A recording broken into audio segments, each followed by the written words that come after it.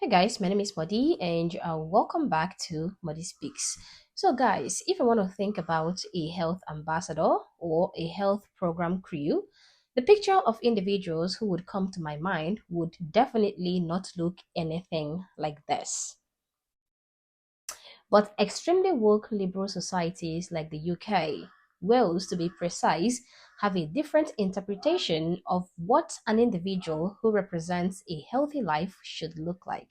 At this point, I think it is safe to say that the entire United Kingdom has been ravaged by woke liberalism and pathetic virtue signaling. Sadly, the UK is done for. Every part of it is done for. I don't think any part of the UK is safe from wokeism and liberalism, radical liberalism. We keep seeing new levels of delusion coming out of that part of the world every single day. Now, I saw a clip out of BBC that actually got me thinking, how woke and can these people actually get? The clip shows a young Welsh woman. I put Welsh in quotes, and you're gonna see why in just a few seconds. So, this clip shows a young Welsh woman as part of the individuals that has been appointed by the government of Wales to be their health ambassador. Her task is to visit institutions and to make people aware of health risks and improvement techniques. Sounds good, right?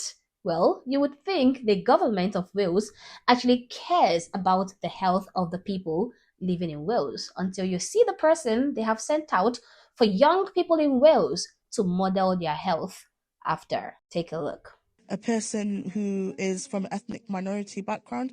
You know, some communities it's actually taboo to, and it's quite a sensitive topic to talk about. So if you're not being able to learn about these things through the medium of school, then where do you learn? And I wish when I was in school we were, they teach us in Welsh back and back about, how to apply for a bank account and how to, get a job.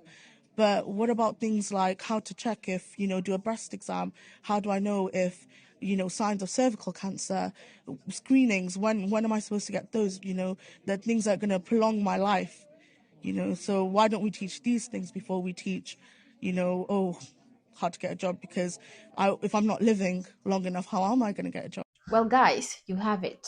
This is 23-year-old Afiqa Ahmed, a health ambassador in Wales, United Kingdom. She is Welsh.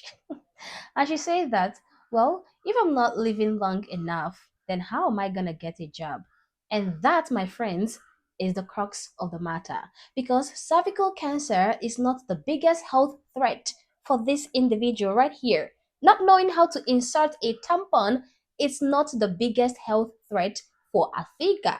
Well, actually, what would kill her before she gets that job she is talking about is her obesity via heart diseases, high blood pressure, and a host of other high-risk health complications that comes with being morbidly obese. Now, don't get me wrong. I'm not here to personally attack this woman, but we need to totally dismantle the absurdity of this woke bull crap we are being fed here, okay? What needs to be said needs to be said. But I'm not here to attack her personally. I am here to tackle the bull crap that is being fed us right here. Also, I'm all for health education because I'm a person who values personal responsibility, family, and taking care of yourself because, of course, your body is the temple of God, right?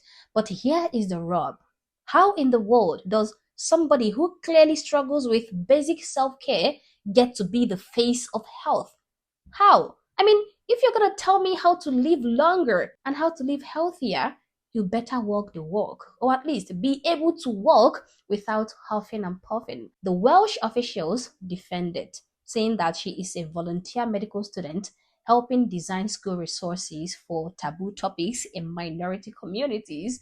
Fine, okay, I accept that. But why make her the poster child? Out of all the fit, disciplined young women in Wales, and trust me, there are plenty of them. There are a lot of disciplined, fit young women in Wales. But they decided to pick the one who embodies the exact opposite of wellness. Why in the world do you choose her? Well, because the Welsh government cannot pass up the urge to virtue signal. This is wokeism at its finest. They're like, look at us, diverse, black, woman, Muslim, overweight, jackpot, DEI in practice. Obese people leading health campaigns is like hiring a chain smoker to run an anti smoking ad or a bankrupt gambler to teach financial literacy. It doesn't compute, it doesn't make sense. Many human beings believe in leading by example. When you think about heroes like Ronald Reagan, Winston Churchill, these guys were not just talkers, okay? They embodied strength and resolve. In health, that means role models who practice what they preach. Guys, if I'm shelling out for a trainer to get those abs popping, yes, I love abs, yeah. So if I'm doing that, I want to be mentored by somebody who is shredded, not somebody who is one burrito away from a heart attack. Why? Because seeing results inspires actions. It is human nature. If my instructor has got pot belly bigger than a woman's postpartum belly, I am thinking, why bother? If he cannot do it, neither can I. Well, the same applies here with Athika, okay? She is yapping about cervical cancer risks, which, sure, are real, but she's ignoring the elephant in the room. Pun intended, her own obesity. Stats don't lie. Obesity kills more Brits every year than cancer does in her age group. Heart diseases, diabetes, high blood pressure, these are the real silent killers stalking her. Honey, the odds are stacked against you, literally. But seriously though, how can she lecture kids on prolonging life when her lifestyle is shortening her own life? She says, if I'm not living long enough, how will I get the job? Well, Athika, start by ditching the donuts and hitting the treadmill. This is another body positivity or inclusivity woke crap, which is liberal code for lowering the standards. Well, I won't play by that delusional logic. I insist that if you are unhealthy, own it and work on it. Don't parade it as empowerment. This young woman have got no business standing up there and telling young girls or even young boys, telling young people how to stay healthy when she can't even manage her own waistline. It is hypocritical. It is dangerous and it sends the wrong message. It says, hey kids, you can be a health expert without being healthy. No wonder the UK's obesity rates are through the roof. When the messengers are part of the problem, the message gets lost in fat rolls. People like Athika being made the face of healthy living is the UK trying to appease their woke base. It is a symptom of a rotten system. The UK, once a powerhouse of empire and grit, is now a laughingstock under leftist policies. NHS waiting lists longer than a Welsh winter, taxis funding nonsense like this, and health ambassadors who couldn't even pass a basic fitness test. Why did they choose her of all people? Well, because in their work playbook, she is black, she is Muslim, she is female, she is obese. Bingo! All the oppression points scored. Never mind if she is qualified beyond checking diversity boxes. People like me see through this and we understand that it is not empowerment, it is patronizing. By propping up unqualified people for feel good optics, the UK is dumbing down their society.